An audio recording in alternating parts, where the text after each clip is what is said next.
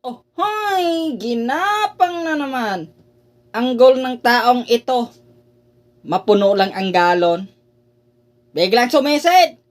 Ayun, may dalang galon. May balak itong tao to. Siniselip, paano pwestuhan? Kung may matitira ba siya dyan? Ang hirap gapangan sa maliit na daan. Hindi ko mahakbangan. Sisilipin ko na lang sa ilalim kung paano ko madiskartihan na mapuno ang aking pagsisidlan. Oh, hoy! Pinilit sumiksik. Hindi kinaya, kaya gumapang siya. Bumalik, hindi niya mapilit ang pagsisisid sa pwestong masikip. Oh, hoy! Dinahandahan. Maganda ang panahon. Maulan. Walang tao dito.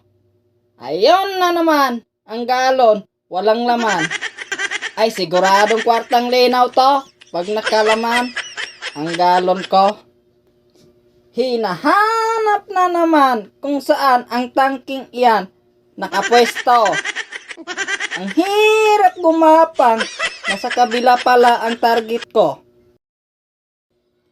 Panigurado na ito. Pag nakalusot ako nito, kwartang linaw na naman. Oh, hoy! Nakaready na ito. Ang hirap sisirin sa ilalim. Hindi ako kasya pala kung gagapangin.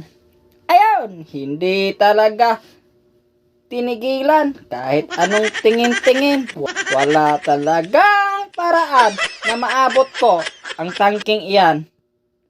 Ayun, babalik na lang ako. Baka makita pa ako.